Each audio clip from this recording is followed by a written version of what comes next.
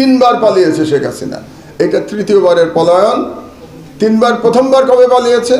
যখন তার পিতা নিহত হয়েছিল 1975 সালের সেনা বিদ্রোহে, তার পিতা নিহত হয়েছিল এবং বাকশালের পতন হয়েছিল।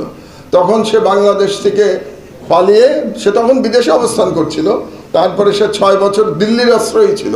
আপনারা অনেকেই হয়তো জানেন, কেউ কেউ জানেন না।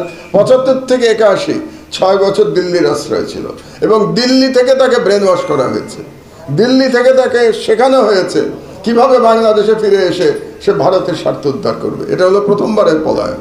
দ্বিতীয়বারের পলায়ন 1/11 পরে। 1/11 পরে যখন সেনাবাহিনী থেকে বলা হলো 2 নেত্রীকে পালিয়ে যেতে, 2 নেত্রীকে বলা হলো আপনাদের দেশ থেকে বের করে দিলে আপনারা বেরিয়ে যাবেন, তাহলে আপনাদের বিরুদ্ধে কোনো মামলা দেওয়া হবে না। শেখ হাসিনা একদিনও দেরি না করে বাংলাদেশ থেকে পালিয়ে গেছিল। শেখ হাসিনা, বেগম খালেদা জিয়া পালান। পলিটিক্যালি বেগম খালেদা জিয়া জিতে গেলেন হাসিনার উপরে, কারণ তিনি আর্মিকে চ্যালেঞ্জ করলেন, মঈনকে চ্যালেঞ্জ করলেন, চ্যালেঞ্জ করে বললেন আমি যাব না, আর হাসিনা পালিয়ে গেল। তো রাজনৈতিকভাবে হাসিনা পরাজিত হয়ে গেল। তখন মারা গেছেন ভদ্রলোক, সাংবাদিক ABM মুসা, আপনারা নাম শুনেছেন নিশ্চয়ই। ABM মুসা তো আওয়ামী লীগ, উনি আওয়ামী লীগেরই ছিলেন, উনি শেখ মুজিবুর রহমানের MP ছিলেন 73 সালে।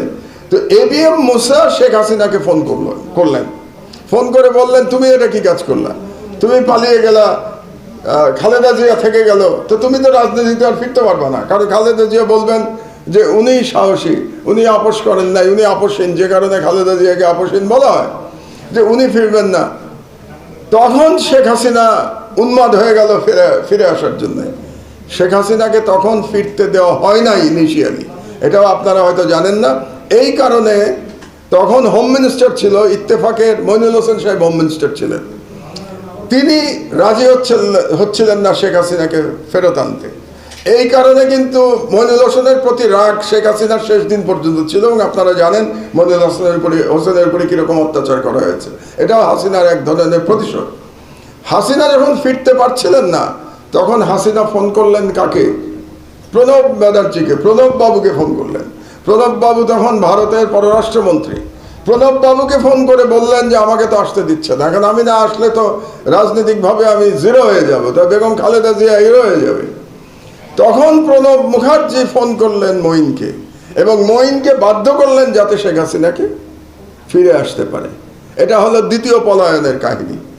এবার হলো তৃতীয় পলায়ন। কাজে শেখ হাসিনাও যে বলে না হাসিনা পালায় না, হাসিনা পালানোর জন্যই জন্মেছে। হাসিনা পালায় না মানে কি? ও বারে বারে পালায়, ও তো পালাবেই, ওর জন্ম হয়েছে পালানোর জন্যে।